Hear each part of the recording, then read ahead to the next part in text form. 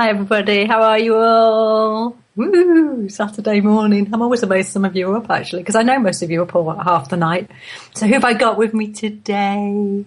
Hello, I've got Sovereignty. Hello, Sovereign, and I know you've been sending me out on the Facebook, so I appreciate that, and saying that I'm on in a few minutes. So Sovereign, that's lovely of you. Thank you. I send you kisses. And Duck. Tell me, delicious Debs, how sweet of you, Doug. Thank you very, very much.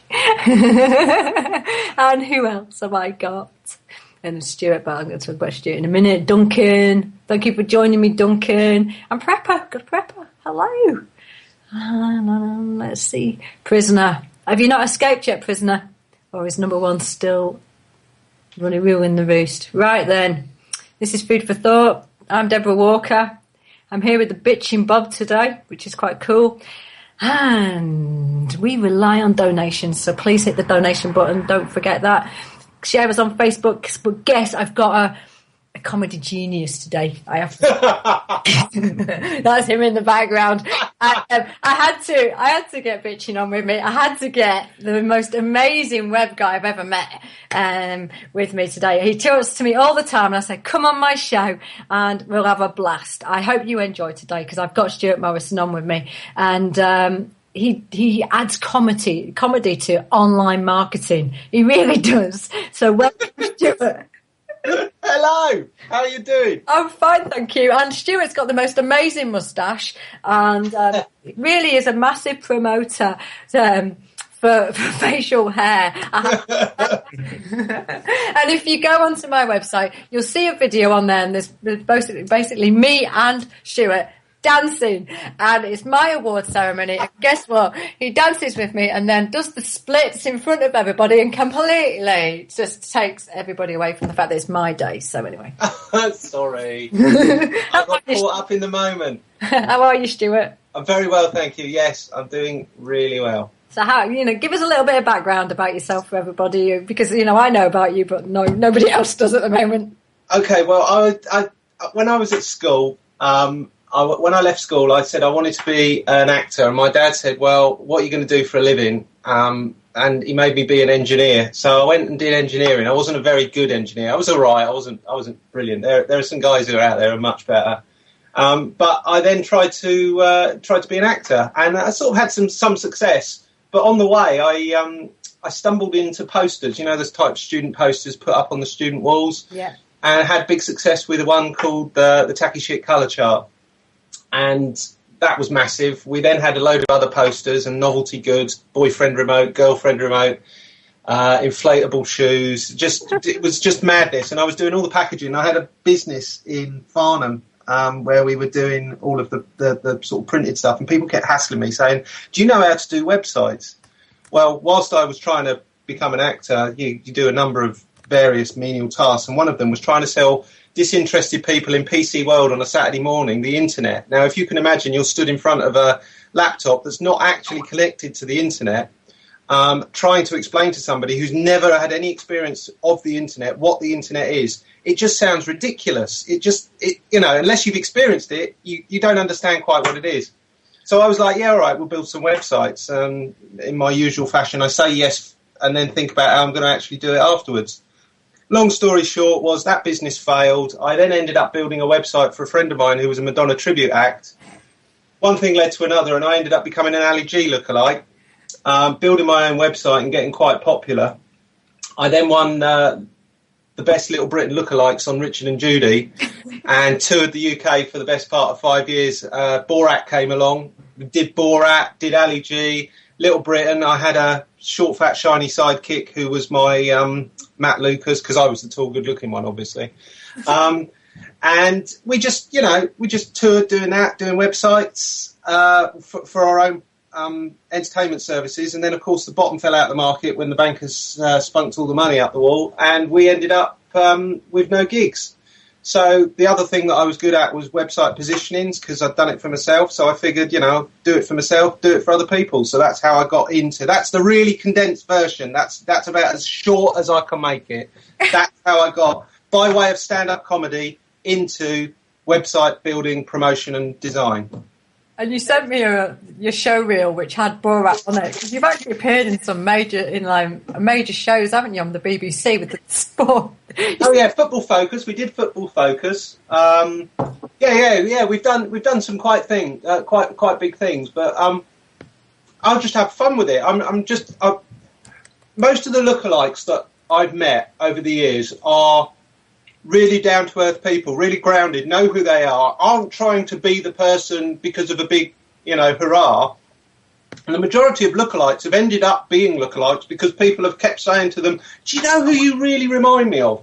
I wasn't one of those people. I just fell into it because I ended up with getting the photographs taken with me and Madonna, as Ali G, sent them off to an agent, and the agent said, we'd like to book both the acts. Well, at that point, my business had failed, and I needed some work, so I was a bit like, yeah, all right, whatever. So we used to go out to Magaluf every couple of weeks and entertain the Brits, which was like stepping into the chimpanzee enclosure at London Zoo, just with alcohol. It was incredible. I just couldn't believe people would behave like that. Right, so we're going to start off with one of your clips from YouTube that you've got on there, which is an accident insurance helpline clip, because you're busy doing lots of bits and pieces like this, so there is a reason for me getting you on. Yeah. We'll get to the serious stuff. Yeah. And so, let's play that. And there's about 9 minutes of it, but it's very, very funny, guys. Talks about high altitude disembarkment of a sleigh and all sorts of stuff to this accident insurance line. Listen and enjoy it, and then we're going to come back and chat away about it. Hello. This is an important message. If you have been involved in a car accident or sustained an injury at work in the last 3 years, you could be entitled to compensation. You might not be aware. Don't miss the opportunity. Press 5 for legal advice today and see if you're entitled to compensation. Or press 9 to up. Hello. Hello. Hi there, good afternoon. It's Robin from Essential Claims Helpline. How are you? I'm very well, Robin, yes. Nice to hear that. Well, basically, it's not a sales call and I'm not selling anything. Well, I've been informed by the RT that someone from your address sustained some injuries due to an accident in the last 3 years. So I just need to speak to the concerned person. Is that you or someone else? Sorry, who gave you our details? The RTA, Road Traffic Accident Management Bureau. Oh, right. The RTA. Yeah. Okay, yeah. Well, I had a minor accident. Yeah. Okay, so was that a car accident? Yes. No, I crashed my aeroplane. You crashed your? My aeroplane. I was coming into land and I hit a car. Okay, so you have your personal airplane, yeah? Yeah, that's right. Yeah. Oh, okay, that's fine. So what kind of injuries you sustained in that accident? I bruised a thumb and I sprained my ankle. Okay. Okay, so did you inform police about that? Well, when I landed, the police arrested me for flying too low.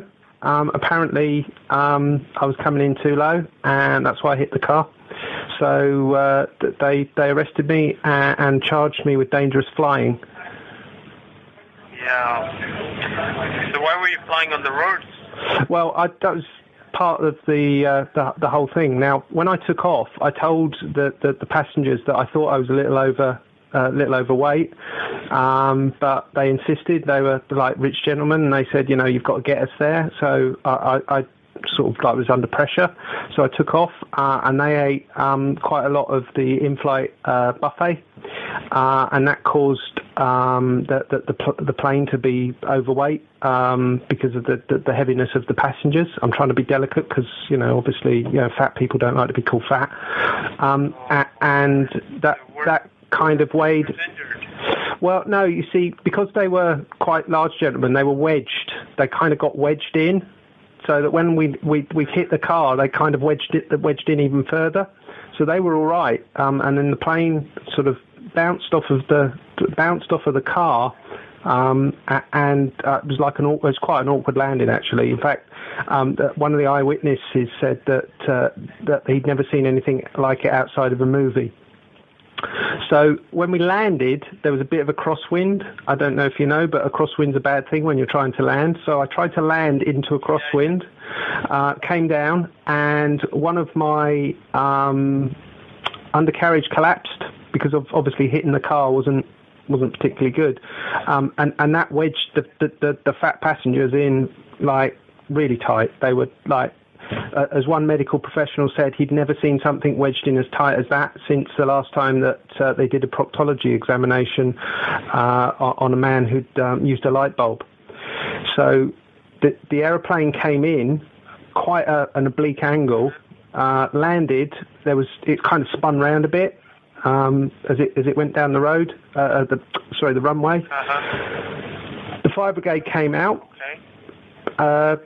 Came up, and they had to cut us out of the wreckage. But luckily, and they said it's a miracle. If you go on YouTube, it's on YouTube of the landing. Somebody was filming it, and I sprained my thumb and bruised my thumb and sprained my ankle. The fat people, they took 14 hours to get out of the wreckage, and they just got whiplash. They only just got whiplash. Okay, so that was your fault that you sustained the accident, yeah? Well, I kind of blamed them for eating too much and overweighing the aircraft, but the Aircraft Accident Investigation Board found in favour of the fat passengers. So, alright, that's fine. So, have you got any details of the passengers? What? How many passengers were there in the plane? There were two. Well, there were 4 passengers to start with, but we lost 2 on the way, and there was only 2 at the end when we landed. Oh, okay. So, how did you lose 2 on the way? Oh, we were doing we're doing parachute flight, so they were jumping out. Oh, okay. That's fine. And all right. So the 2 of them, they were also injured who were left in the plane, yeah? Yes. Okay, so what was the plane? It was a Piper Alpha. It was a Piper Alpha, twin engine. It's quite a nice plane, actually. All right. Did you claim for compensation on your injuries? For my bruised thumb and sprained ankle? No, I didn't. You didn't. All right. So when did the accident happen? It happened just before Christmas. Just before Christmas. Yeah, and they were the gentlemen concerned were all trainee Father Christmases who were practicing for high altitude safe sleigh flying. And they all had to get their parachute licenses for sleigh disembarkation at 30,000. Okay, so that was a Fokker you were flying, yeah? No, it was a Piper Alpha, not a Fucker. No, a Fucker Wolf is an older plane. It's a much older plane. All right. So that's fine. You had that accident on the runway, yeah? Well, yeah. It was slightly before the runway because I bounced off the car. So I sort of came in a bit too low, bounced off the car. It was a sort of a ricochet shot off just caught the top of the car. It was a taxi. I took off the taxi sign off of the top of the car, took the undercarriage off, ended up with me spinning around, travelling down the runway. The passengers were shouting out, "Sweet Jesus, sweet Jesus."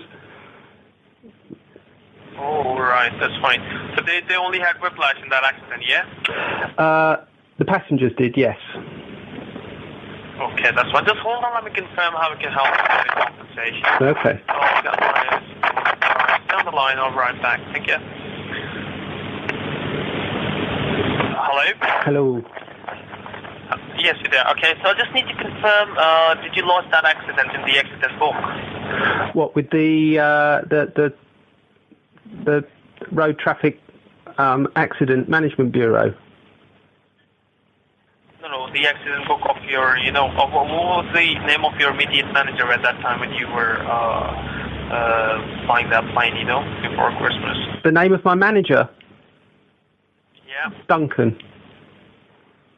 Duncan, all right. Did you need his last name? Yes. Donuts. Donut. How do you spell it? D-O. Yeah. N-O. Yes. U-T-S.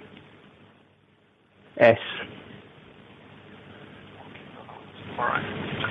And could you confirm me your name? Sorry, could you just read that back? I'm not quite sure I said it right. I said, could you confirm me your name? No, sorry, my manager's name. Could you just read it back? I wasn't sure if you got it right. Yeah, it's Duncan. Yeah, D-U-N-C-A-N. It's Donuts. D-O-N-O-U-T-S. Yeah? Can you just say that all in one?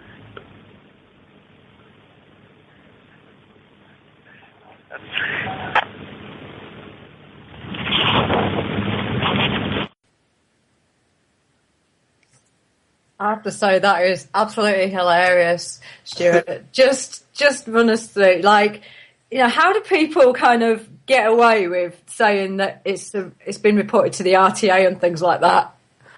Well, the point is, he starts out by saying it's not a sales call, and it quite clearly is a sales call. Nobody phones you up out of the blue from a company for what? For the good of their health, just because they're lonely and need a chat? Nobody's going to do that. So immediately, I know it's a sales call.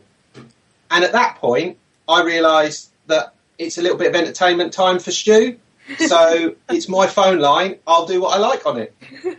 And at that point, I was a little bit bored, and I thought I'd entertain myself because, it's better than the telly. Is this the first one you've done? No. I've been doing it a little bit. I started recording my calls about 6 months ago, and if I want to then, sometimes it was just to make sure I had notes of what was said, just from a purely memorising things and not having to write them down as well as talking on the phone, because A, it makes things longer, and B, you never get it right completely. So I've got a complete record, and I never wanted to use it in a kind of malicious way, in a kind of secretive way. However, if somebody phones me up out of the blue, disturbs me, takes it upon themselves to use my telephone to market to me, then I figure they're fair game. And I've got a disclaimer on my website, which says if you call me, I will record the call. Now, terms and conditions are terms and conditions. If you've not availed yourself of my terms and conditions, that's down to you. You've called a commercial telephone number and decided to try and sell something to me, then unfortunately, I'm going to record it and then I'm going to publish it. And I will tell, if I think if it's going to be something that's going to be a problem, i.e. the company's identifiable, or I want to use it later date to shame the company, I will tell them that it's foreign on the record. If they know what that means, great. If they don't know what that means, then that's down to them. But all these companies, they record, and they also say, if you listen very carefully, you may this call may be recorded. Well, thank you very much for giving me the permission to record the call. Just flip it around. It may be recorded. Thank you. I will take you up on your offer that I may record the call. So I do.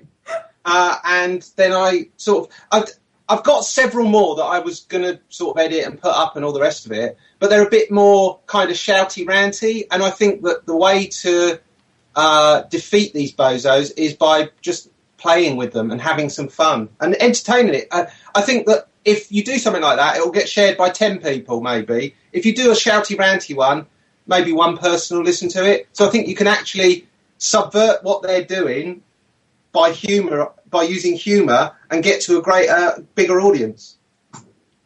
Yeah, definitely. That's a great way to look at it. Bit of comedy. It'll always go viral. You're always going to reach. Yeah, absolutely. I think humour is one of those. It's a really dangerous tool if you can use it well, because when people are laughing, you can actually slip things in that are real and honest and true. And all comedy comes from a truth or an honesty or a realisation of something. And the really great comics, they not only mix humour, but there's human truth and honesty and, pricking the conscience. and the greats, the George Carlins, the Bill Hicks, that they were able to combine all of that along with real humanity, and they really inspire me, because humour is, you never get an Oscar for a humorous film. There's not an Oscar for the funniest film, because it's subjective. All creativity is subjective, but what one person finds funny, somebody else might find completely unfunny. But it always baffles me that to do comedy well requires huge amounts of intelligence and skill, and we don't reward it, or don't look on it as a reward-worthy occupation. Was all this improvised?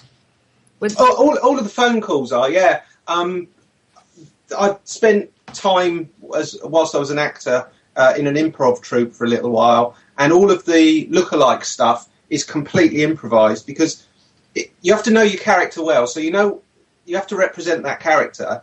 So you need to know what they would say, and their mannerisms and their catchphrases and all the rest of it. But as I used to say to people, when all said and done, like with the Little Britain characters, the characters themselves may only be in a 30-second or a 1-minute sketch. So you have to sort of spin off of that and improvise around what you think they would likelihood do in any set of circumstances. So with like the Little Britain characters, we used to go into to weddings and ask, who's died, where's the corpse and all the rest of it. And people would just laugh, because it's like, these characters would turn up to a wedding and think it was a funeral. Now, so it's not improv, it's all just playing with it. I noticed you set it up, so you must be thinking ahead in a little bit of that, and that shows me how your mind's thinking, because you set it up in regards to Christmas, so you put that in there with the accident, when the accident happened, and then this just made me cry, I'll be honest, and I don't know even if I'm going to be able to say this. You talk about the high altitude Father Christmases practicing to get their parachute license so that they can do sleigh disembarkation. Now, I absolutely cried, and in fact I'm starting to laugh now. I can't believe that he didn't realise at that point you were not being serious, and then all he says to that is, right, that's fine.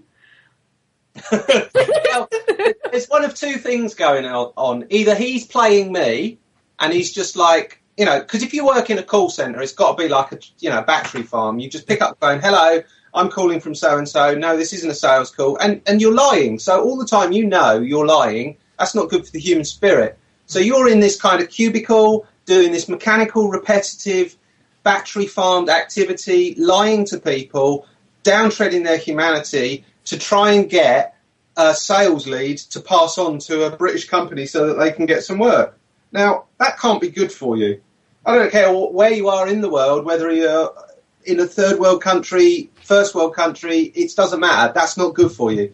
So maybe that's a little bit of light relief. When a customer starts saying that, you can just take it seriously, because you're not having to deal with somebody shouting F off, F you, etc., because I'm sure they get that every other call. So, you could say he was smarter than me because he just took it deadly serious and like, yeah. Or he's just told whatever they say, take it down, get their telephone number, get the details, pass it through to us, because the company gets money for each lead. So, who knows what's going on? How many levels to this are there? I don't know. All I know is I had a little bit of fun for 10 minutes. And, for me, I have to really question it, because 9 minutes to get to the point where he actually hangs up and realises that he's actually been had, and you almost had to spell it out. You were really spelling it out at the end. Are people that truly dumbed down? Well, and my fear is that that's actually somebody who's studying for a degree, because that's often what happens with the call centres. They've got students in there, and they read from a script. They just do exactly as they are told. They literally read it, and they don't think, they don't engage, and then these people then get qualified in degrees and go out into our society and are just so programmed to fundamentally read what is on screen and just do as they're told. And is this, what does this truly say about our education system in many respects? That someone will take 9 minutes to understand, and you had to spell it out to them. Well, I think you've touched very, very nicely on the whole, what are we educating people for? I mean, it's not an education system, it's an indoctrination system, because it puts them through a process. This whole, as I said, battery farming of human beings is an industrialization process which started with the Industrial Revolution, when human beings had to be taught to do repetitive tasks over and over again. And they had to be educated to a certain level, but not beyond, because you didn't want them thinking for themselves, because they might actually realise the condition that they're in and do something about it, because there's a lot of them. And if they all started banding together, you, Mr. Landowner, Mr. Factory Owner, might not necessarily end up where you would want to end up, on the end of a spike. So it's developed from that, and it's moved forward from that. And the Aristotelian view of education and of mentorship and reasoning has been completely subsumed to the corporations' requirement to educate people to a level where they can take orders and think a little bit, but not ask the question why. Yeah. So I think the education system we have is just diabolical and disgusting. And I'm not saying that teachers are bad, or that the people who... I think there's a lot of good people trying really hard to make it really work under really difficult auspices. But let's put it this way. If the government really wanted education to be a top priority, they would put more money into that than the guns and arms and bombs and so-called aid packages, which they go abroad to do. And what they actually mean is they're going to underwrite a load of arms shipments with the credit guarantee system, which we, the taxpayer, fund. So if a little tin pot dictator gets the arms, then turns them on the people that are shipping them and says, no, we're not paying for them, we then underwrite that and pay for it. And that's then termed aid. And I am doing fingers in the air at that aid. But you see, it's all in 1984. Read 1984. That's the blueprint. It's there. It's in plain sight. That is what's going on. There's doublespeak. You know, that's political correctness. You're not allowed to say certain things. You're not allowed to have certain opinions because you'll be frowned upon. That they use the media to dumb people down and create fear in humans. And fear is so powerful. And do you know what the best cure for fear is, and they can't do anything about it, is laughter. If you're laughing at somebody saying you can't park there, what are they going to do?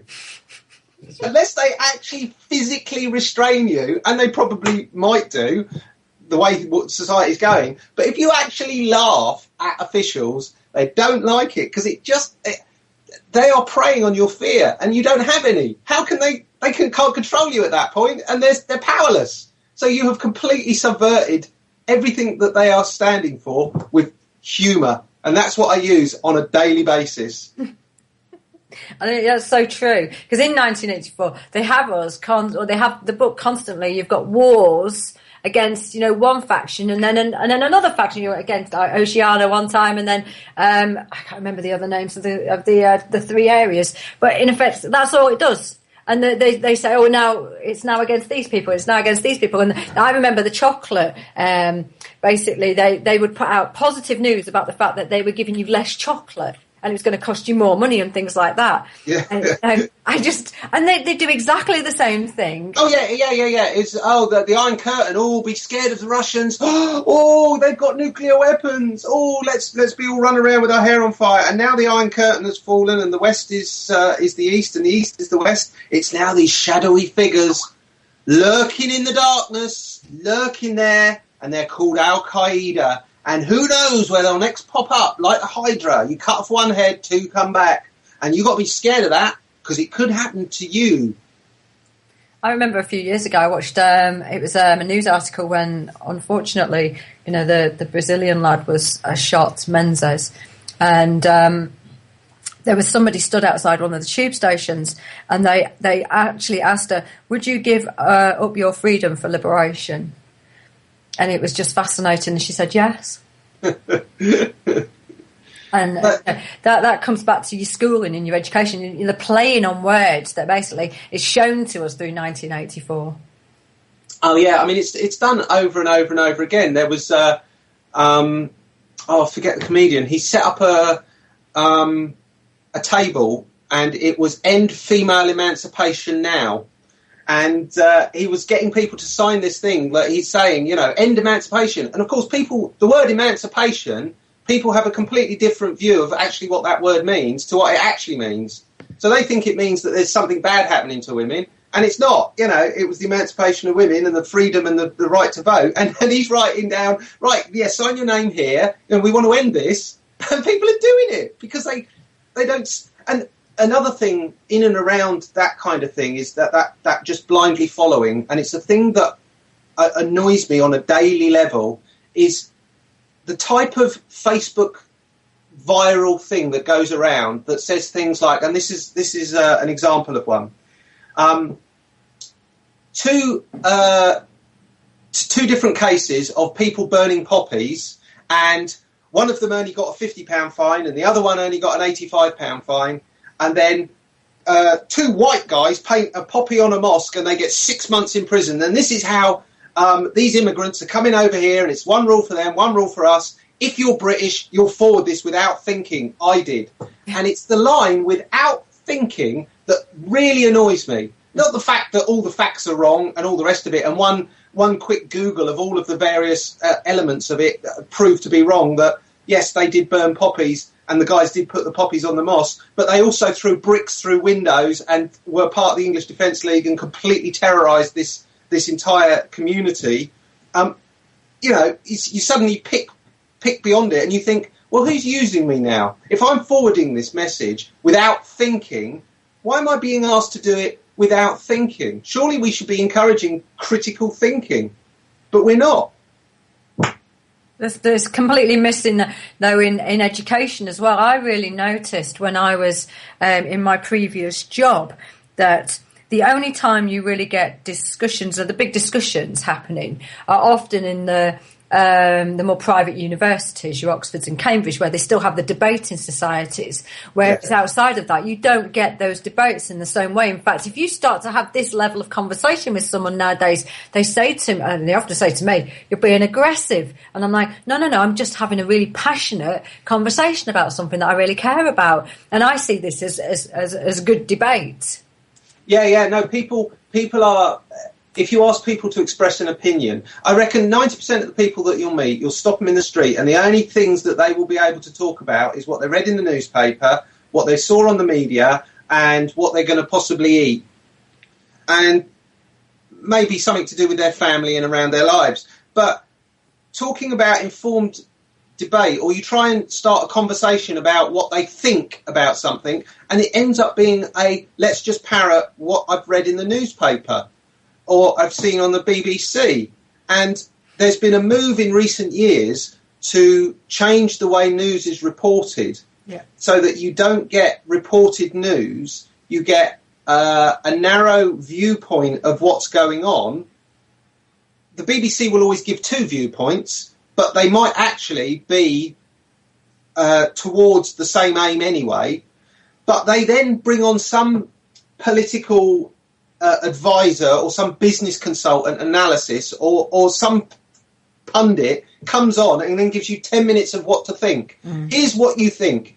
This is what's happening and that's what's happening. The news is just propaganda now, and the BBC is one of the worst people for it. And it's like, oh, good old Auntie Beeb. Oh, yeah, they want that nice, cosy, friendly attitude to pervade. So whilst they slip in these subtle twistings and perversions of what's actually going on. I mean, they put up stuff about this Clegg thing and all of the problems that are going on with the Liberal Party, and everyone's running around with their hands in their hair saying, oh, he was groping people, and it now has spread to other parts of different things, and and it's like, and whilst they're doing that, nobody's talking about the bedroom tax, sorry, not the bedroom tax, it's a removal of benefit for under occupancy, if you'd like to, if you can imagine that's how the Tories are spinning it. But there's lack of debate on that, and there's lack of debate on the whole NHS being destabilised and undermined. I mean, the PPIs and all of that are starting to fall apart, and then they're going to blame, oh, the NHS isn't working. Well, yeah, because they've been wholesale chopped up, raped and sold to all these private corporations. The prescriptions have just gone up. That's a sidebar. That's a public information sidebar. There's no debate about that. Why have they gone up? Do you know what I mean? And there's this austerity. We've got to have austerity. We've got to have austerity. And I'm not saying if you're spending £10 and only earning £1 that you just keep on spending. I understand it. I'm not stupid. But the point to it is that if we can afford to bail out the banks and afford a war and afford to pay for a fine against the LIBOR rigging for a bank that we didn't own when they were rigging it, I mean, just, why don't you turn around to the bankers that took all the bonuses and say, no, we're not paying this, it's coming out of your pockets. Why don't we do what Iceland did? And where is that on the news? Iceland decided to imprison the bankers and give the money to the people, and they're in a much better position than we are, where we gave all the money to the bankers and said, do you know what? The people can go get screwed. It's not a war on poverty, on flagrant spending. It's not a war on overspending. It's a war on the poor and the underpoverished and on personal liberty. That's what it's a war on, because if we undermine the masses, we keep them dumbed down and we can control them. Well, that's right, though. I mean, austerity really is nothing but a business speak for extracting public finance into the private sector. That's what they're doing. Austerity is nothing more than that. Yeah, how can we tap all those taxes and get them into my friends that I went to Eton with? I was talking to somebody yesterday, an older lady, I won't say her name, but she's somebody that I know quite well, and she was saying, that, well, he's got a tough job and all the rest of it. And I said, he's a reprehensible human being, because I said he was part of the Bullingdon Club. And the Bullingdon Club, one of the rites of rituals for the Bullingdon Club, which is basically a toffs eating and drinking and let's get laid thing, which completely reprehensible people joined, like Boris Johnson and all of David Cameron's friends in the Tory party. One of their rituals was find a homeless person and then burn a £50 note in front of them. I mean, if that doesn't mark what type of human being that is. And I said this to her, and she said, oh, yes, but we've all done silly things when we're young. Like, there's silly things like maybe taking a motorbike when, or nicking a car. Yeah, fair enough, that stupid stuff and all the rest of it. But if you get caught, that you get labelled with that for the rest of your life, it's really tough to get a job and get back out and pull your arse out of it. And he's been rewarded with the highest office in the country for treating homeless. That's what he thinks of homeless people. That's right there what he thinks. Burning £50 notes in front of them. Ha ha, I'm rich, you're not. Ha ha, ha ha ha, ha ha. Yeah. Oh, he's just... what we should have is National Slap David Cameron Round the Face Day. That's what we should have. Well, he's just one of those... But doesn't he? I mean, I abhor violence, but he's got a face that just says, could somebody please give me a hard slap? You see, Stuart, what you're looking at there, you're looking at a Prime Minister who's made his millions in the PR. He's a PR professional. He's a professional spin doctor. He knows exactly how to set people up. He knows how to play people by dropping little bits in the media, as you say, just little tidbits, just to get a feel for what people say. It knocks off the sting of it, and then a few weeks later he introduces something pretty nasty that's always going to end up being a lie. I just listen. Sorry, I'm someone else in my head here. Rafael Correa in Ecuador. Have you heard of him? No, I haven't. No. Okay, Rafael Correa. He's basically he's going to win the presidential election in Ecuador again. What he did was he took the idea of austerity and he turned it upside down. And he has totally transformed the country within the space of a year or two. Unemployment's fallen 4.1%. Oh, yeah. Sorry, yes. Yeah, I know. I've touched on it. Yeah. What we need is people to actually find out about these type of people. Like you said about the Iceland, the Argentina, the Ecuador. There is a way out there, and it's not by the way a PR consultant like David Cameron tells us. It's these type of guys prove that it works. They don't talk about it. They show it. So really, we should all be pointing people to these type of people. Do you know what I'm trying to say? We shouldn't really waste our time focusing on David Cameron, really, Oh, no. Yeah, I'm spouting on here and all the rest of it, but it's not like I've got an everyday kind of vendetta against them. I mean, you know, you take the head off of David Cameron and it's Nick Clegg. It's whoever's in power. You know, they're going to do the bidding of whatever gets them to that place. And when they're in that place, all their cronies, all their friends, all the old boys network, they say it's a open and fair and honest society. Rubbish, absolutely rubbish. We've got a bad as firewall on our internet as China has. So, you know, think of that what you will. The point to it is that if it's bad, what do we do as the ordinary bloke in the street?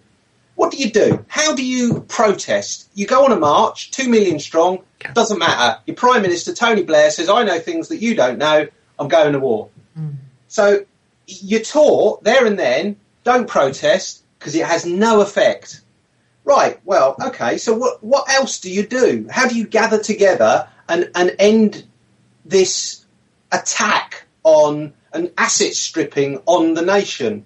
I don't have an answer to this. I'm as baffled by it as everybody. You know, things on Facebook daily. You know, we've got to end this. Look at this man. What is he doing? We know it's bad, and we know that whatever spin they want to put on it, whatever lies they want to get their propaganda machine to pump out there, whatever it is, how do we, the disaffected, the ostracised, and almost the angry at what's going on, where do you direct that? How do you take that and make a positive change in society? Because they say, I mean, the old saying is, be the change you want to see in society, and I firmly believe that. You know, it's no good pointing the finger and saying, you've got to change, and the one you've changed, I'll change. Be the change. But how do you motivate people who are so dumbed down, so closed off, in a box, such battery-farmed, industrialised humans, without any free-roaming, free-range, free will? How do you engage them again? How do you switch them back on? How do you remove them from the teat, as it were? The thing for me is that, you know, I know that you're homeschooling, and part of it is that they grab you right from the word go, and they put you through a system so that you are their word is educated in regards to, or that you are schooled in how they want you to think, and they take the children earlier and earlier because they know up to 7 years old is the formative years, so they extract you from your family environment, which means that they then can actually put the information into your head, and then from then onwards you are just constantly fed and programmed, and you have to start right from the word go with your children and create a whole new generation. That's, as far as I'm concerned, a whole new generation who come out, who have the creativity to be able to think in a way that we are truly meant to think. Because once we're educated, once we're in that system, we're taught by teachers who have been taught in the same system, who have been taught that information, we're never going to really question it, and we're programmed by our televisions, we're then programmed by our medications, we're programmed by our food. No matter what people think, those foods set you up, that television sets you up, those medications set you up to be more acquiescing, as does some of the water supply with fluoride in it. So in effect, there's a whole set of things there that really, for me, you start to have to buy out of, but it has to start with our children. Oh, there's definitely a process at work, and that process is built very early on, and it can be seen reinforced in advertising, and it goes like this: reward, acquire, affirm. So if somebody does something good that you want them to do, i.e. they remember the right facts at the time that they're pointed at and said, regurgitate the fact now, and they regurgitate the fact, they get a reward by either a pat on the head, or at the end of the time that they've been schooling, they get a certificate that they can go and show, on this day I was able to tell you X, Y, or Z about whatever subject. And that then is a positive affirmation. And that cycle is endemic in the schooling system and throughout society, because you're given a small reward. You as a human being want to acquire. That's an innate human motivation, acquisition. You need to get a house, you need to get food, you need a family, you need a community. Those things about drawing things towards you, that's a really powerful human drive. And a positive affirmation is always going to make you do something again.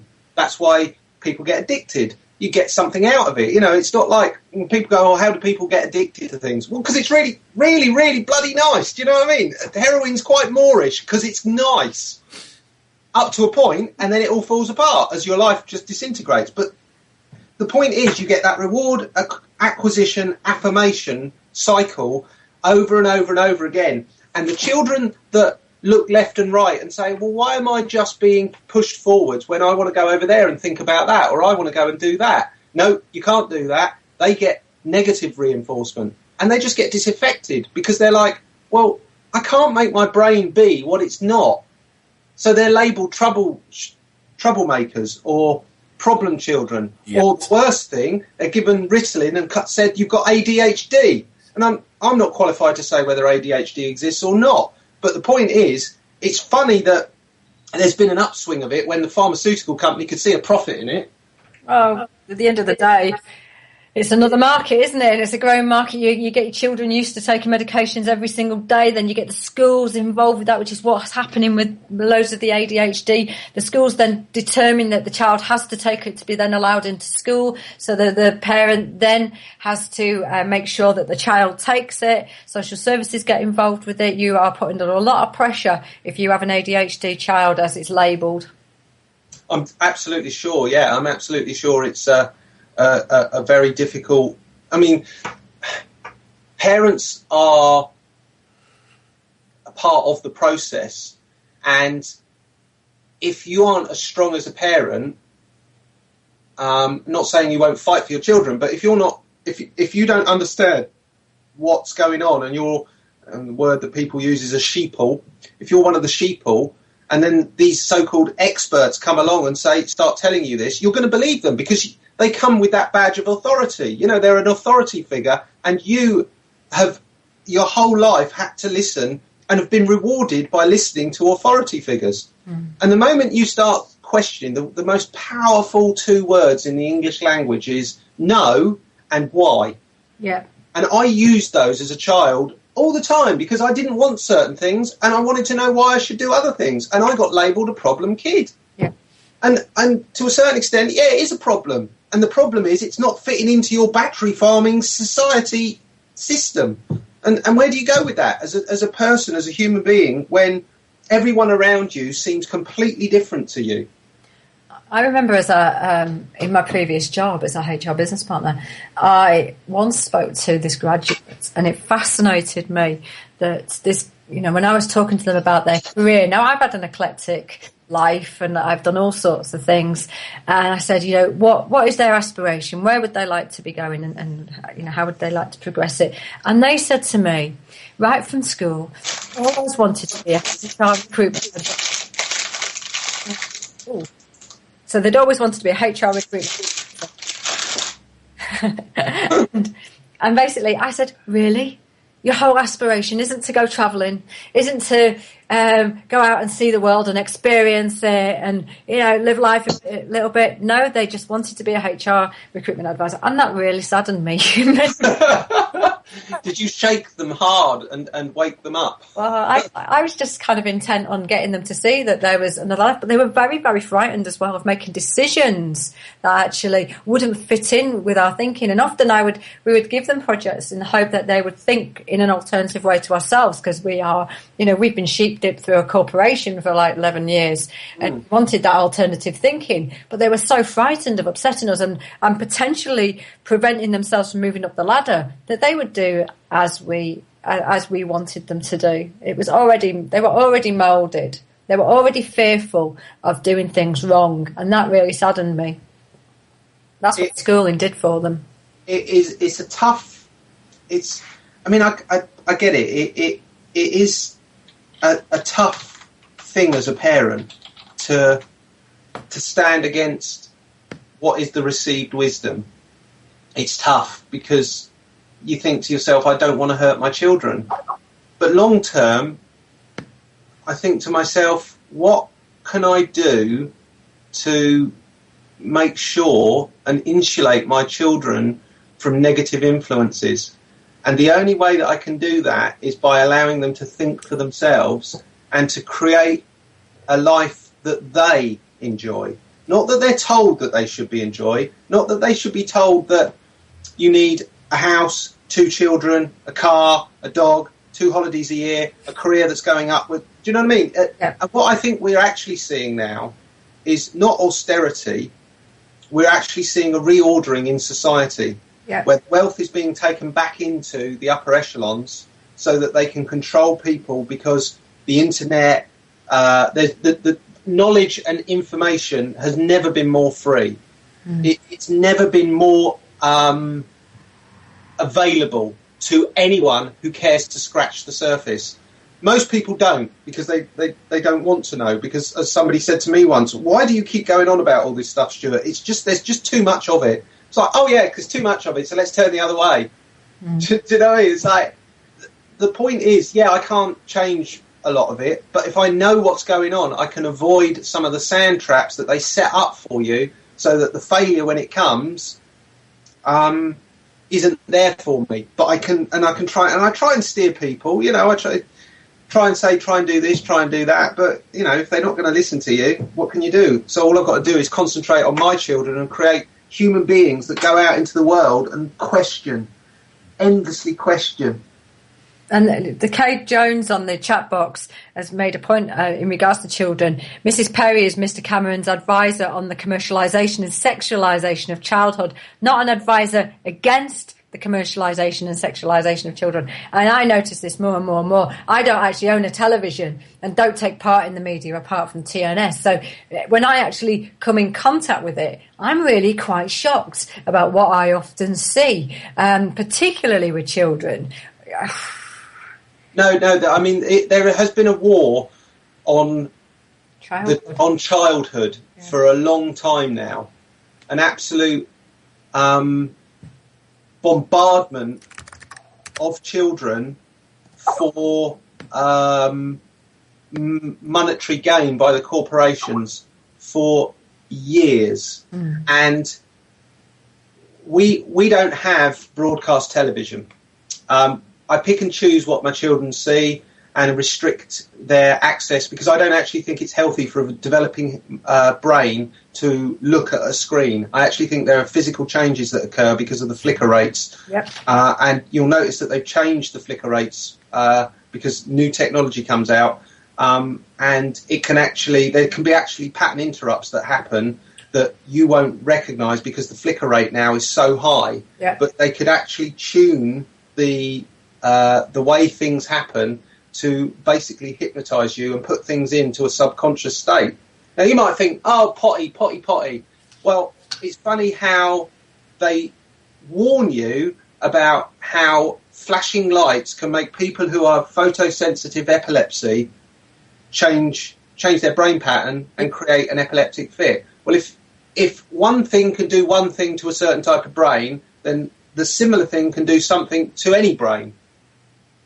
And I'm really wary that we've never had any testing of developmental changes that occur due to exposure to screen time. So we limit it to it because, you know, you've got to take the benefits with the negatives. And I think that if they look at it a bit at the weekend, then we try and put stuff in front of them. Like we were letting them watch Monty Python the other day, Life of Brian. Not Life of Brian. That's one for when they're a bit older. The Holy Grail one, because it's just absurd, it's just silly, and they loved it. And then they wanted to watch more of them, and we showed them 40 Towers, and they were and they're 7 and 9. Do you know what I mean? It's like, oh, most people would say that's too sophisticated for them, but it's knockabout slapstick humour. Yep. And whenever you watch children's TV, there's always this reward, acquire, affirmation going on. You watch it. If you look at it through that lens, suddenly you notice it. And it's like anything, any pattern that happens. Like if anyone's got a blue car or has got a broken leg or is pregnant, when you look around, you'll see a lot of pregnant people, a lot of blue cars, a lot of broken legs. Suddenly you notice these things. And when you suddenly are able to go, hang on a minute, this reward, acquire, affirmation process is going on here, you notice it more. And it's just it's endemic, and in children's programming, it's awful, just awful programs. They're not educating them, they're not enlightening them, they're not making them better. And the only program that we sort of encourage them to watch is Horrible Histories. Yeah. And the guy who wrote Horrible Histories is completely anti-educational establishment, and is a real driving force behind it. Of like, no, you're not going to change it from my book and turn it into this other thing. So you actually get proper knowledge being broadcast to children. Shock horror. The thing for me is that, you know, you're talking about the television. When I was doing my qualification for naturopathy, I ended up going off for about 6 months and researching into light and the impact on light and how it impacts on the cellular membrane, because it absolutely fascinated me. And, you know, there are patents out there that show, and going way back, you know, we're talking about a long time back, showing that light can carry a message. And so when I learned that, I looked at my television and I was like, I don't think I'll be watching that anymore. I have no idea what the hell they're actually putting in these programs. You know, they use your peripheral vision, they use emotion to trigger things, and it's also that, you know, it's an extension of their programming. It's just one thing after another. Oh, absolutely. Right. Let me just have a look at the chat box, because the chat box is going a bit mad today. And thank you very much. And you know what? I'm not getting to the chat box today.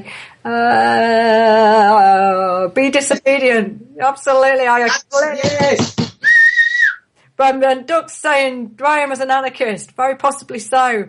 And the captain's here. Hello. And no, I haven't blown you a kiss today. I'm sorry, Captain. You know, but anyway, I'm sure we're all ship shape. And he's saying, oh shit, I hope things don't come in threes. I've got a blue car. It's not looking good for you, Captain. I'll be absolutely, you know, what with the werewolf, the Marmite, the running through the streets, what else have you been doing? Oh, you managed to stay out of court, out of jail. Captain. Anyway, we're going to have a break now, and we're going to have some music. We're going to have some AC/DC. Apparently, we're going to have Problem Child. And I'm with Stuart Morrison today. Hopefully, you're enjoying it. He's not the Messiah. He's just a very naughty boy. Oh, man. I do like a nice bit of AC/DC. Of course, I'm only the warm-up act ready for Shaziz later on at 2 o'clock, so don't forget him and his Tesla coils will be on, creating absolute havoc, sending your emotions on a complete roller coaster. If you've not seen him running around his garden, naked, well, he's almost naked, just with his boxers on and a pair of sunglasses, go onto his YouTube channel, it's well worth it. He's telling everybody that climate change isn't really happening. Fair enough. So, I've got Stuart Morrison on with me. And we're going to play a second call that he did. This is to Tesco's this time. And there's a whole backstory to this. Yeah. So, do you want to do the backstory first? I think to put it into a bit of context, yeah, I can. There's a few facts that need to be known. When I have done the lookalike thing, I used to tour a lot, so I was away. And we had the happy news that we were going to go from having one child to two children, and we needed another bedroom. So we needed to take out a loan to cover the cost of the conversion of the house, because just the way it worked at the time. So my wife arranged with Tesco's to have a loan, because the whole idea with the Tesco's loan was that it was 0% for the first year. And I reckoned in that 1 year I could earn enough money to pay it back and basically have free money for a year. And there were no catches. If you paid it back in the year, you paid it back in the year. So my wife phoned up. I was on tour. She took out the loan, did what she thought was right, and they basically bent us over a barrel, and ended up with not being able to pay because the business went the way of all good things during the middle of the crash. And so I suddenly realised that in the middle of all of the paperwork we had this PPI thing. So I thought to myself, this should cover me. This should cover me, that I should be covered with the loan repayments whilst I'm trying to find a job. So I phoned them up, and what they told me was that because my wife's name she was the loan, the primary on the loan, and any claim for unemployment benefit would be in my name, that I couldn't claim on the PPI. So basically they'd sold the PPI to us knowing that my wife could never claim on it. So I said, you're right, well, you've got one of two options. You can either let me claim on it and we'll sidestep the fact that it's just my wife's name on the loan, which is a bit of an academic thing, because why are you giving a housewife a loan for £10,000 when she has got a stated income of nothing? Yeah. Or you can give me all my money back and I'll start using the money that I've already paid into the PPI to pay off a few of the loan repayments. No, you can't have that. I said, so you were going to continue to make me pay for a policy that I cannot use ever? No, not doing that. So we exchanged letters backwards and forwards. This was slightly before I'd sort of fallen into the White Rabbit and all of the Spaniard and all of that, and sort of ramped up my complaining onto steroids. And I'd got them into this whole thing with the Ombudsman. Now, the Ombudsman ruled in our favour, said it was the worst case of mis-selling of PPI, and the phone call that my wife had to go through, they actually now use as training material within the Financial Ombudsman Service. So it was a bad case of it. We made a full and final offer, because at this point we'd made enough, I'd made some money, and I'd thought, well, I'll just get rid of them. So I made a full and final offer, they accepted it, we paid it, job done. Fast forward 18 months, and they're starting to demand the balance of payment. So I wrote to them politely and pointed out that we'd come to an arrangement that they'd agreed to through third-party arbitration at the Financial Service, and because they're part of the Credit Consumer Act, providing banking services through the FSA, they have a duty to abide by any ruling under the FOS. They ignored that and just sent me another letter. So I then put them into the 3-letter process, put them into an estoppel by acquiescence, and they continued. So that was when I decided to phone them. Okay, let's play that call. Thanks for calling Tesco Bank. Please hold while we transfer you to a member of the team. We sometimes record calls so we can continue to give you the best possible service. Yep, the best possible service. Good morning, thanks for calling Tesco Bank. Speaking to Janine, how can I help you? Oh, good morning, Janine. Just to inform you that this call is being recorded. Could I speak to Scott, please? Scott, do you know what department that is? No, I've just got a letter here signed by him that says, on behalf of Tesco Personal Finance, trading as Tesco Bank, and the signature looks very much like Scott, and it would be from the Personal Loan and Payment Protection Insurance Department. I don't know, it's just at the top of a sheet that's headed that. Right, so what, have you had something with Tesco Bank in the past? This is with regards to a matter of fraud that I believe is being perpetrated by Tesco Bank upon us. And I'm calling up today as a final opportunity to give Tesco an opportunity to cure before I go to the Serious Fraud Office. Okay, but have you had a credit card or loan with us in the past? There has been a loan, yes. My wife had a loan, and you're still continuing to harass us despite a case against you brought through the Financial Services Ombudsman, which was successful on our part. There was no defence entered by Tesco.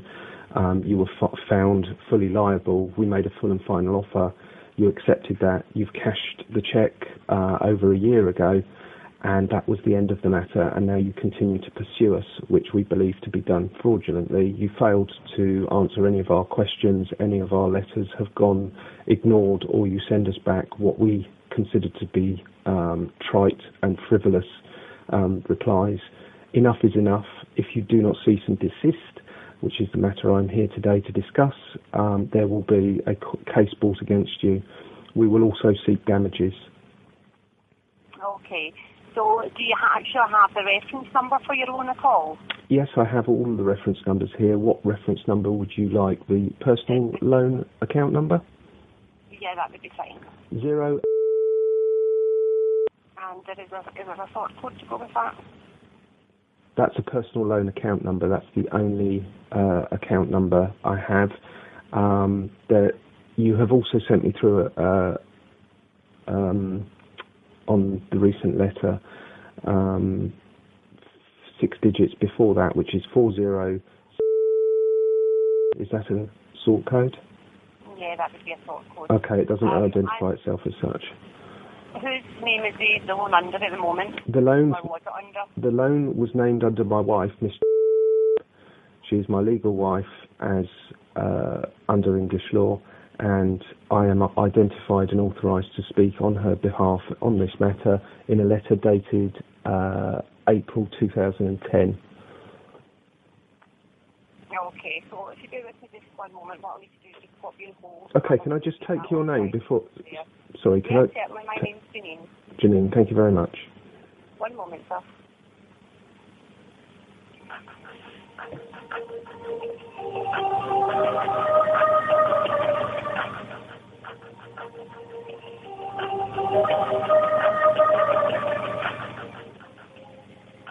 Hi there, sorry to keep you. Hello. Okay, so I've just been speaking with one of my colleagues. Unfortunately, at the moment, because the call's recorded, we won't be able to carry on with the call. And what we would suggest is that you would need to write into the complaints department. I've written in. You've been given more than enough opportunities. They would need to investigate it and get in touch with the financial ombudsman.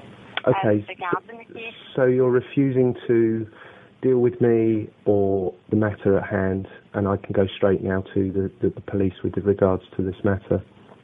You could write into the complaints department. I've written since 2010. I've been writing to Tesco Bank and even RBS, Bank of Scotland, who I understand that you white label stuff through, have found Tesco to be a shambles, and the gentleman concerned said that he rued the day that he ever has to deal with Tesco's.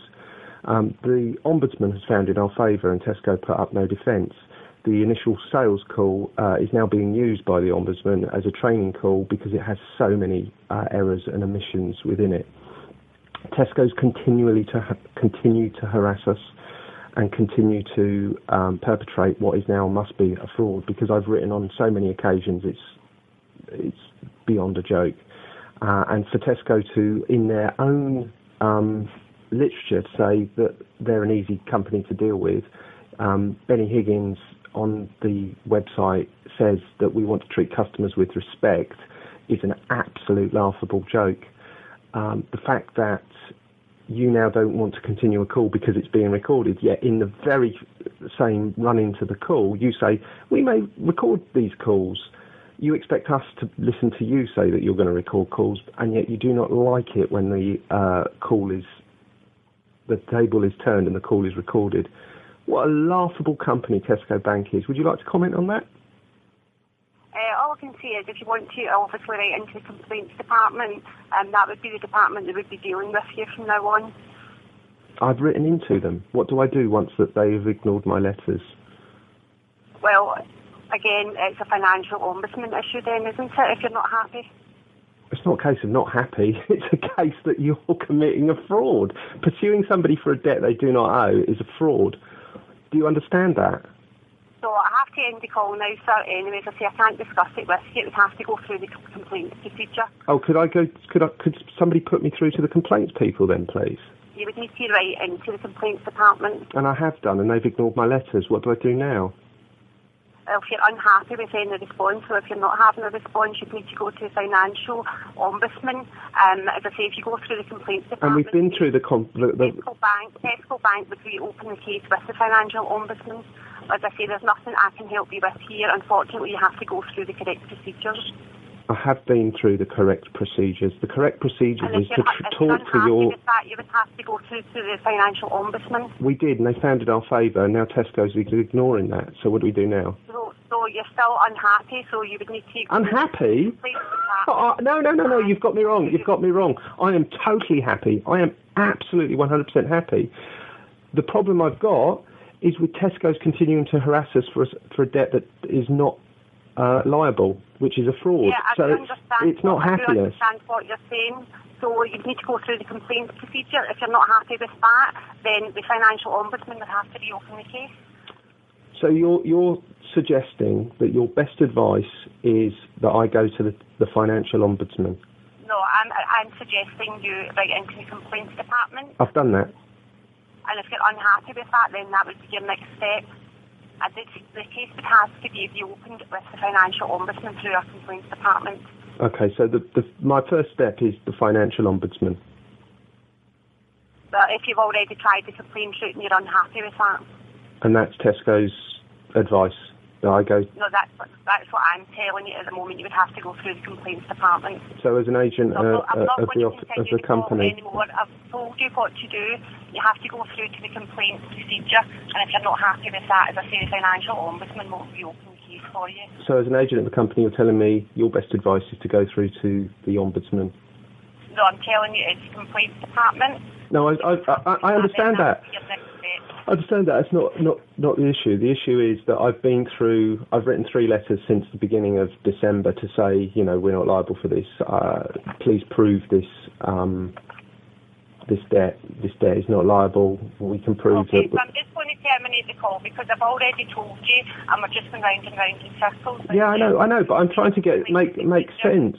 I'm trying to make sense of the conversation we're having, because it seems to me that you're not understanding that I've had 3 letters written to Tesco Bank since the beginning of December. Yeah, no, I understand what you're saying, but as I've told you, because the call's recorded, I'm going to end the call now. But you record the calls anyway, so what does it matter whether I record the calls?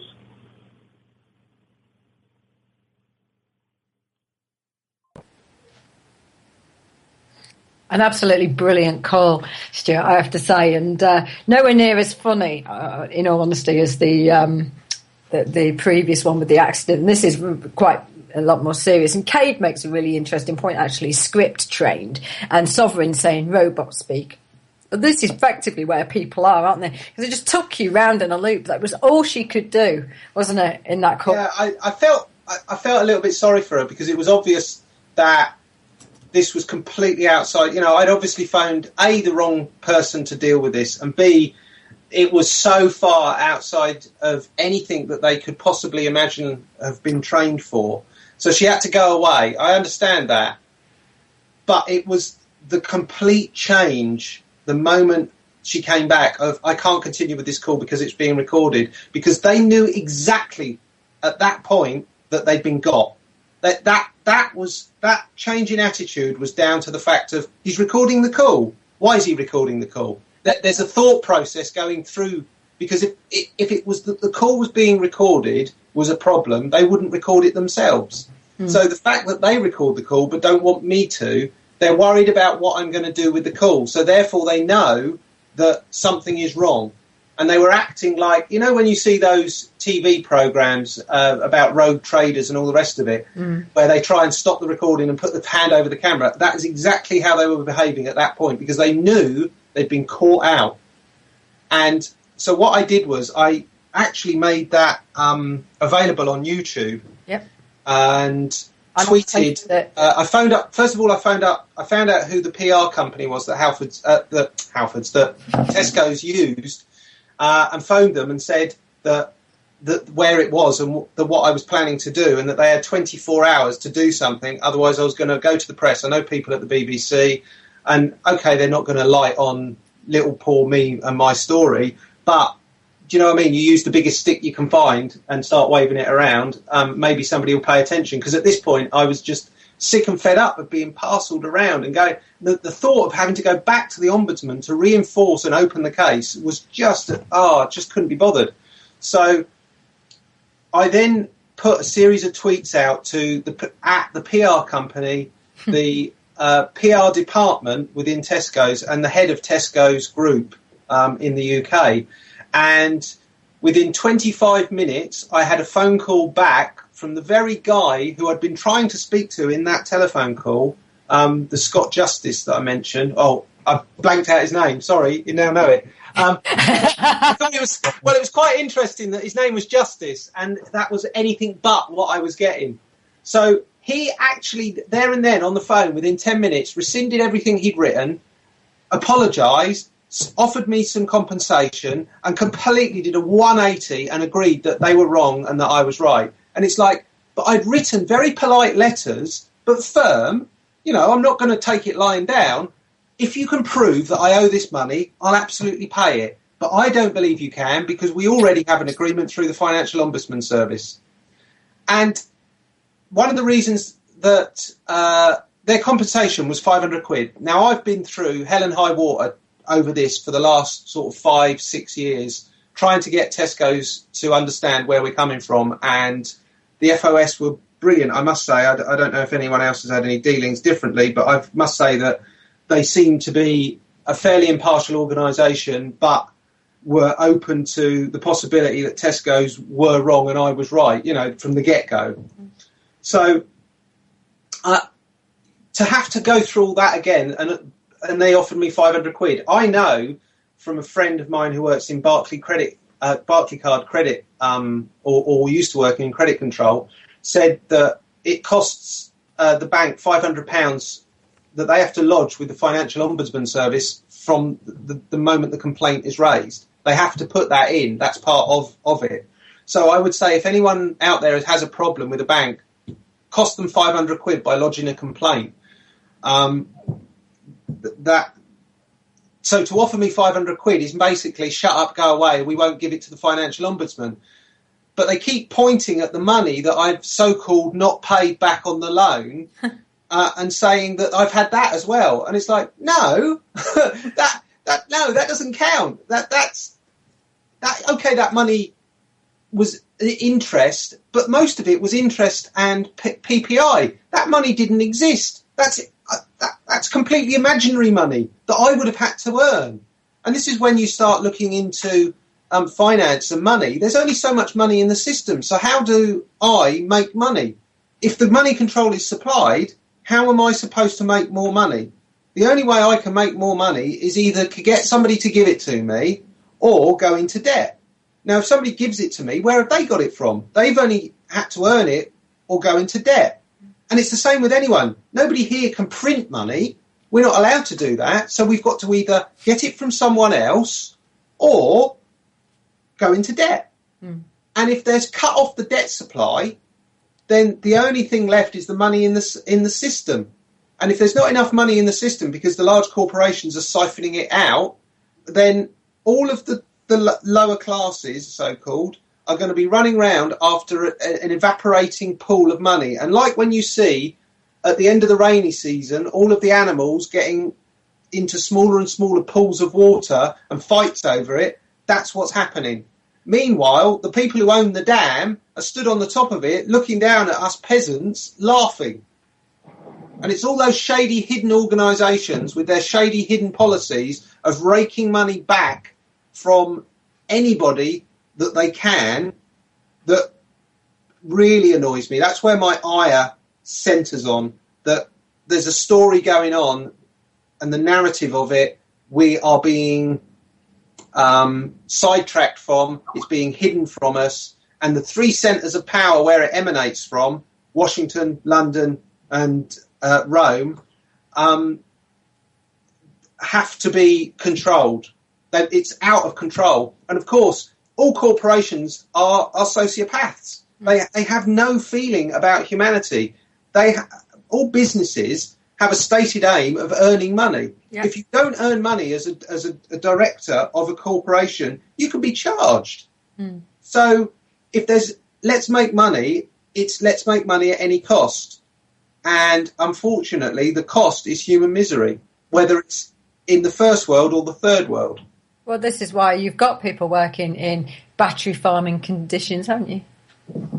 It's just terrible the way that the human beings are used like so much resource. I mean, even now, you know, you've worked in it, HR, human resource. I know. It's resource. It's not humanity, it's a resource of humanity. Yeah. And it's like any resource, like minerals, like oxygen, you know, it's a resource. Let's use it up. Next one, next one, next one. But they don't care, at the end of the day, it is just about the fact that someone will replace you, and that it doesn't matter. I see people regularly burn out, and they are burning themselves out in pursuit of being able to consume things. And yet, when I say to them, companies are literally like factories. You are passing through like a sausage machine, and until you can't function, they're just not interested.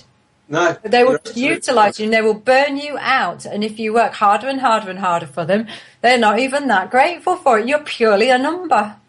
And you get to the end of your useful life, and what happens? Well, nowadays, someone actually said in the chat box was talking about how our, older people in care homes, effectively, that's where our wisdom is. Well, nowadays, I really feel that our elderly are not treated in the esteem that we would have treated people, elders in tribal societies and things. We don't consider them holding wisdom. We see them now as unproductive and costing on our economy, and therefore, we are making them struggle more and more and more in our society. And part of the austerity measures have truly hit those people. Oh, absolutely. They started in on the old a while back. Yeah. And now they've started in on the poor and the unhealthy. I mean, what Atos is doing to the sick and unwell of this country is a national shame. Just for that alone, any government should hang its head. Yes. Just that this willful back to work, you can stand unaided for 10 minutes, so therefore you can work kind of mentality is like your only worth is judged against productivity. And if you can't produce, then get out of the way. Well, they don't care about you, do they? Sorry, what was that? They don't care about you. In effect, if you cannot be productive and create money in our society and create a profit for a corporation, then in effect, you are costing money. And that is how this is seen. It is seen purely, in my perspective, that black and white. It's endemic in everything. Value judgment is based on wealth and wealth generation rather than how much worth you have to the community. And so therefore people don't do things within their community. It's like the other day I was walking along, I saw some rubbish, picked it up, put it in a bin. A woman said to me, "Oh, you shouldn't have to do that. That's what street cleaners are for." It's like, where's that thinking going?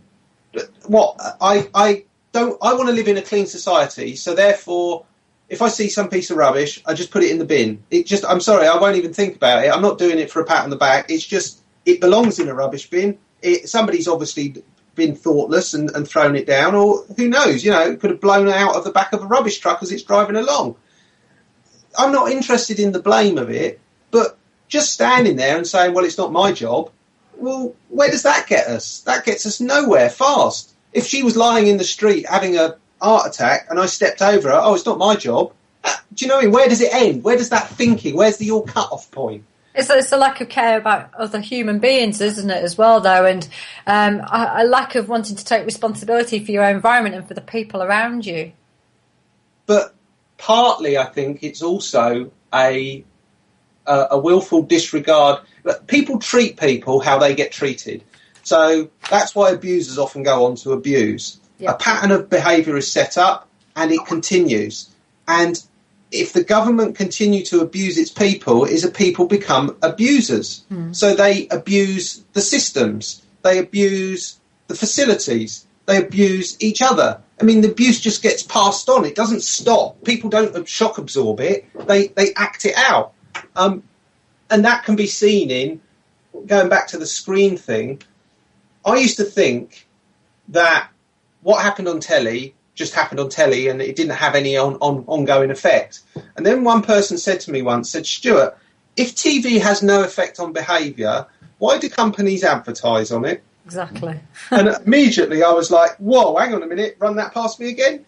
And then an older person in our family once had a younger member staying with them, and he said, I can't stand it. He said, because when she argues, he said it's like EastEnders. And suddenly it's like, that's how they're learning.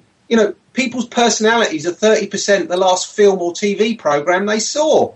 Well, it's like, that's not humanity. That's just acting out. Where does that come from? And you see it all the time. Yes. And I watched a film last night, Idiocracy, and I wakes up in the future. Is that right? And the guy, basically, when you walk into Costco, he says, "Welcome to Costco. I love you," and then which just like, and then the whole argument about is it Brondo? Which is the drink, and they have this argument around the government table with all the different secretaries of state and all sorts of things. So about plants, but plants need electrolytes, and Bronco has electrolytes. And this argument was just totally circular, continuously went round this table, and it was absolutely hilarious. If you haven't seen the film out there, guys, go and have a look at it, because it really is quite telling. The guys who've written it, it really is quite telling about where our society is going to with the dumbing down of it. But that was really fascinating, because it was that whole circular argument that the girl, because the girl on your Tesco clip, in effect, was doing. She just went round and round in circles. It's not her fault. She's been told to think along these lines, but I always use what I call the Star Wars defence. And whenever I get anybody on the phone saying, you must do this and you must do that and your obligations are this and your obligations are that, missed a couple of mortgage payments, they phone you up and they start shaming you. And it's like, hang on a minute, I'm not a bad human being. I'm a human being in a bad situation. So I say to them, do you know the film Star Wars? And it baffles them, because it's pattern interrupt. At that point, they're like, it's a non sequitur. We're not talking about Star Wars. We're talking about you're owing money. Do you know? And of course, they can't be rude, because they're being taught to try and, whatever means necessary, get the money out of them. Have you watched Star Wars, or do you know of Star Wars? Oh, yeah. The Death Star, yeah. It was being built, wasn't it? Yeah. So I said, not everybody who was building the Death Star was part of the evil empire. I'm sure there was some technicians, electricians, various sundry third-party contractors who died unnecessarily in that explosion. But I said, just because you're a bystander doesn't make you any less evil than the evil that you service. And it makes you even worse, because you're weak. They're evil.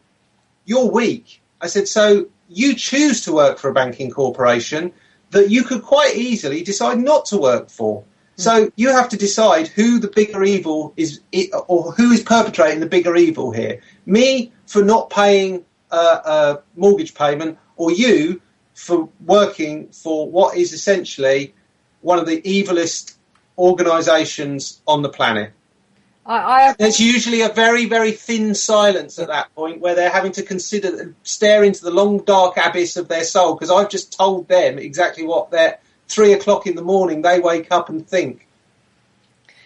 It is fascinating, isn't it? I just recently stopped, I think it's Group 4 who now read the meters from coming into my property, and because only 2 days previously they'd actually come in to read the electric meter, and so I said to the gentleman who was stood outside, he said, I need access. I said, you've already got the information. We had a bit of a discussion about it, and I said I wasn't going to let them back in, because actually he worked for an organisation which I didn't agree with, and I didn't want them on my property again.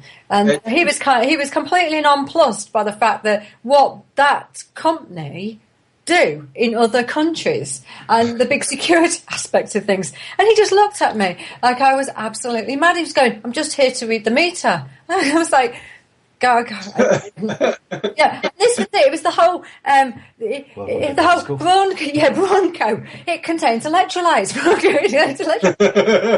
Conversation. In the end, he walked off. And what I found fascinating about, the Tesco's bit. Let me just bring it back to that a minute. The social media side of thing with the tweeting, that they resolved it so quickly because of the PR aspect, wasn't it? It wasn't because of you being a human being and what they were doing to you. It was because of the PR, the bad PR they were about to get. Oh, absolutely, yeah, no, and that's the point. I think where this is concerned, where things like this are concerned, is like any adversary, find their weak spot.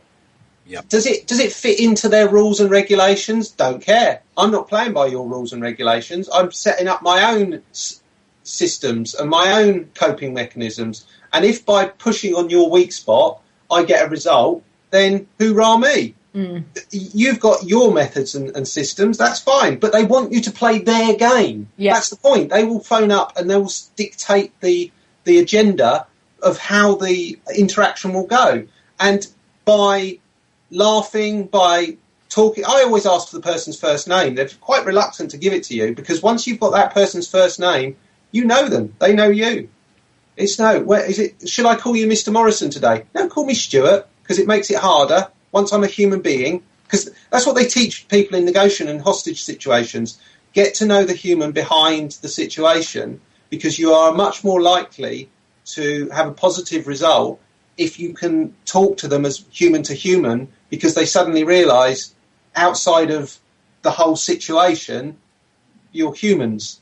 So that's what I try and do, is try to bring my humanity into it. And if I have to use my humanity as part of an ongoing war of attrition, I can do, because I've armed myself and I'm using it in a positive way rather than having it ground down and worn down like a pebble on a beach over the thousands of waves that are crashing over you by these corporations who have taken over every aspect of our environment. Yeah.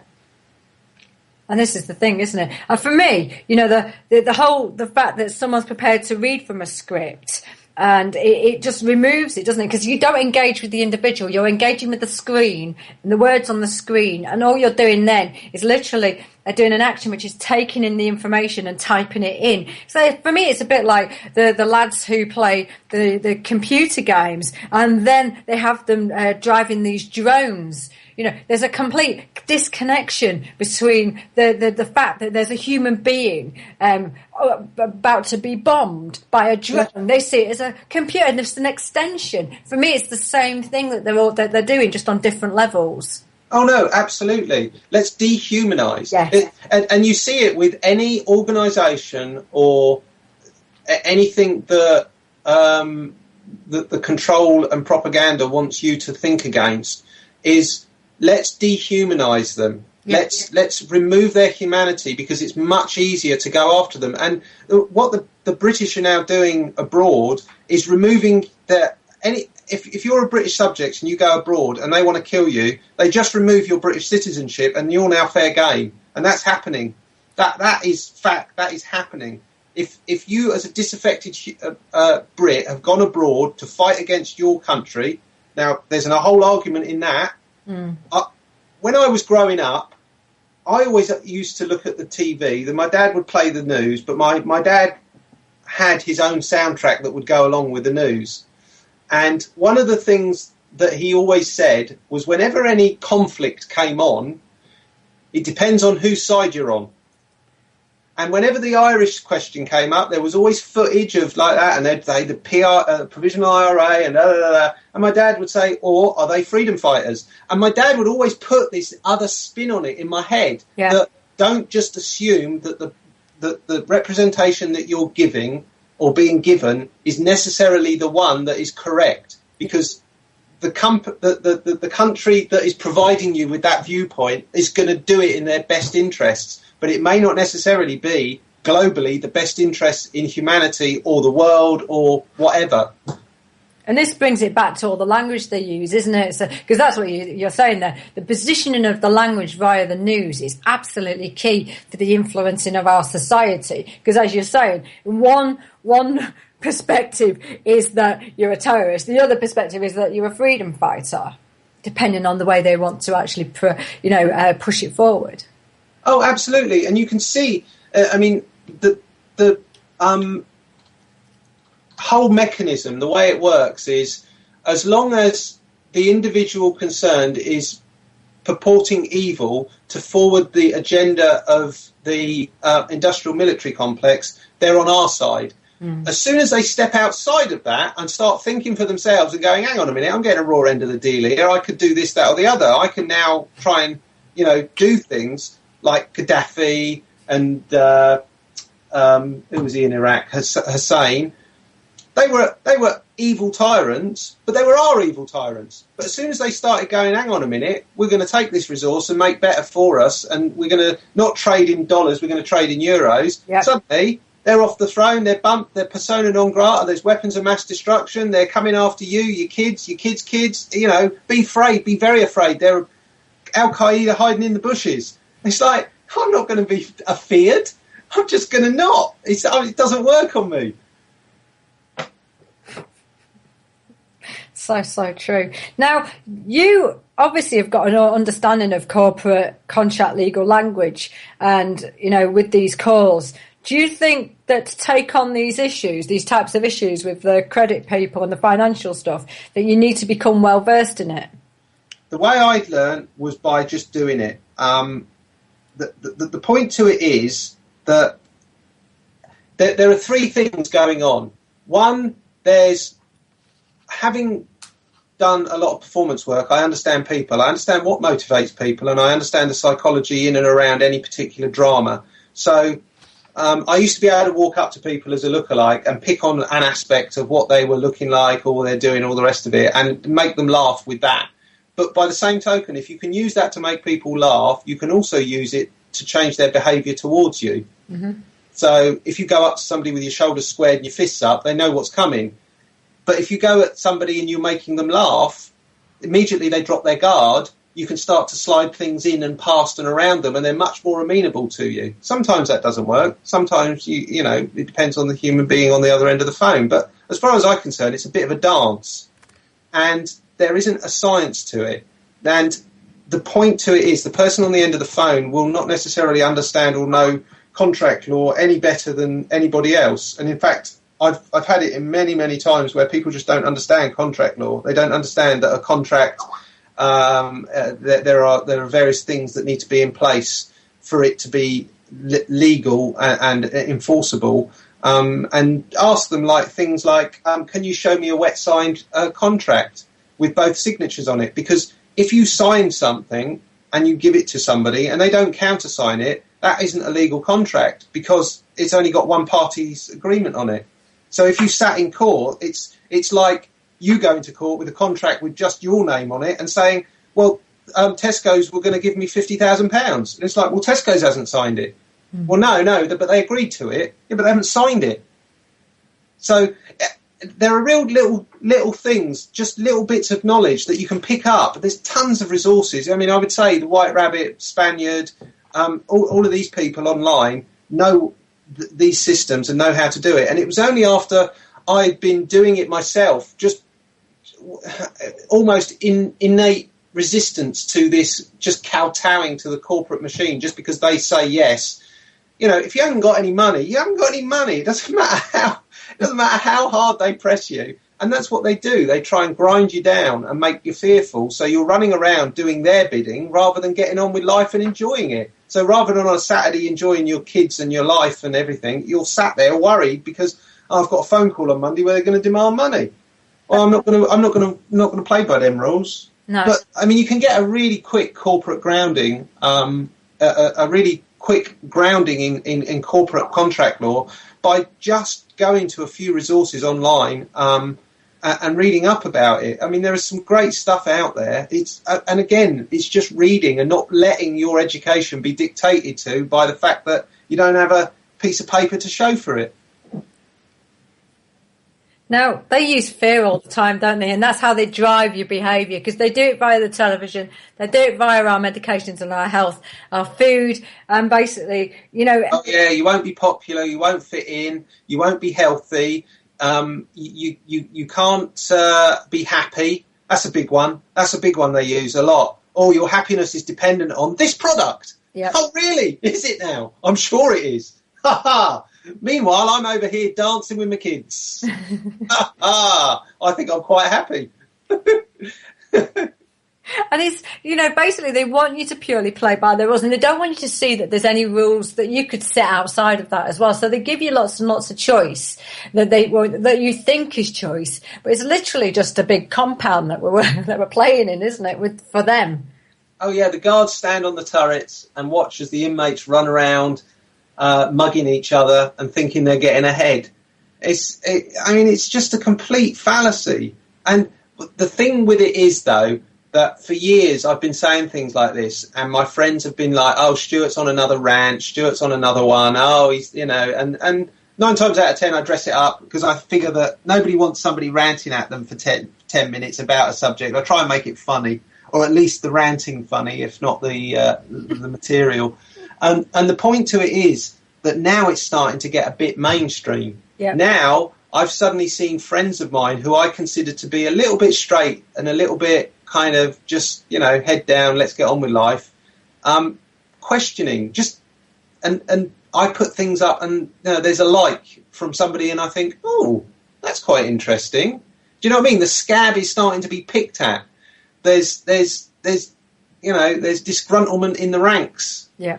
And that's a good thing. If people just start to question why they're being pushed in a certain direction, it may be for a great reason, but I have to question when they're like, you have to give your children this. We got all sorts of pressure to give our children the MMR vaccine. Yeah. And they used to phone my wife from the doctors once a week. Oh, you still haven't given it to her? Oh, well, no, she could get this and she could get that and she could get all the other things. And it's like, well, she could not. She could have a perfectly healthy immune system and boost it with healthy foods and exercise and steer clear of toxins. That could work. It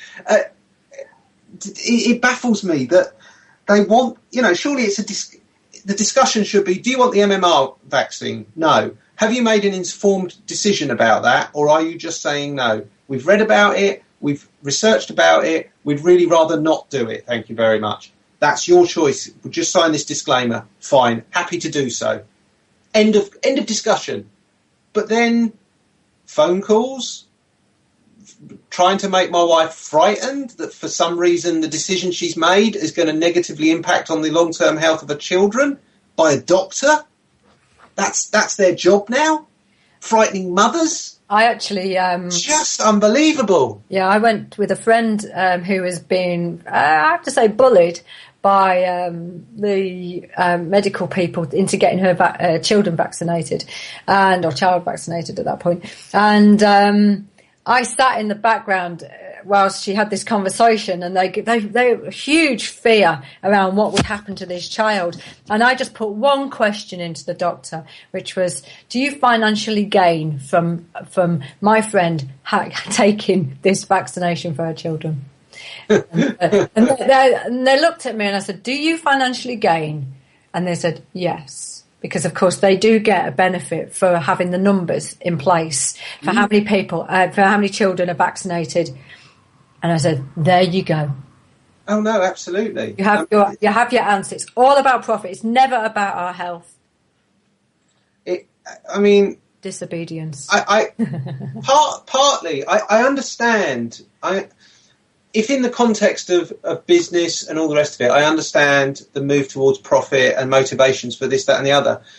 What I don't understand is how profit is put ahead of other considerations. Yeah. Surely it should be a mixed portfolio of benefits, and profit is one of them as to why you should do something. Not, as I say, and I got this from a chap, an internet marketer who's absolutely brilliant, a guy called Gary Vaynerchuk. And he did a thing. You can download it, Pirate Bay. Other torrent sites are available.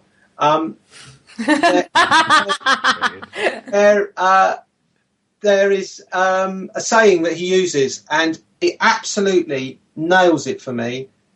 Legacy beats currency every time. You should be doing things that make your kid. Everything you do these days is going to be documented. How you live your life is going to be available for generations to come to see in intimate day-to-day detail. Me having this conversation here, my kids are going to be able to have access to this at some point in the future. I want them to look back and think, well, Dad was a bit of a whack job, but he had a few good, clear thoughts in his head. The point to it is, I don't want them to look back and go, do you know, Dad had all those really great thoughts, and he was really passionate about it, and his humanity shone through, but he took £50,000 to shut up from a big company so that they could come in and just inject everyone in the local community. Do you know what I mean? It's like, why would you want that as your legacy? I don't want that as my legacy. I don't want the legacy of me just accepting big cash handouts. And all of these politicians think that their legacy, their currency is going to be able to buy them a better legacy, when unfortunately history shows us that the truth will out, as my nan used to say. The truth will always out, and it's like a bandage. Eventually it will fall off, and the currency will not be able to beat the legacy. Fantastic.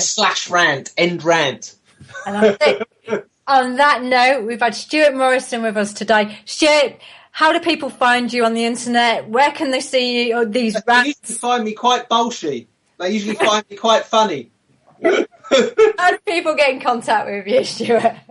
Well, I do marketing people's websites, and that's how I earn my money, by helping people to put their products, small businesses. I don't work with big businesses. I work with small businesses. I work with ethical businesses. And I will help you get more people into your business. I will help you to make your business more remarkable, to stand out more. And you go to www.marketingpotential.co.uk, where you'll find my blog. And yes, it's probably not the best website designer website out there, but I spend all my money, time and effort in my pursuit of my clients' websites, not my own. So end advertising. Other web designers are available. As are other torrent sites, but it may not be as good as me, but they are available. You've been listening to Stuart Morrison. I'm Deborah Walker. This has been Food for Thought. We have a donate button on the left-hand side of the screen. Go and hit donate so that TNS can continue going and continue rocking. Thank you very, very much for joining us today. I've totally enjoyed it. Stuart's been absolutely brilliant. That's fabulous. Thank you, people. Thanks for putting up with me for 2 hours. Can you believe 2 hours has gone?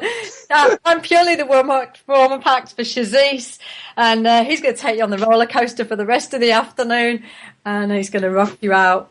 Bye, guys. Bye.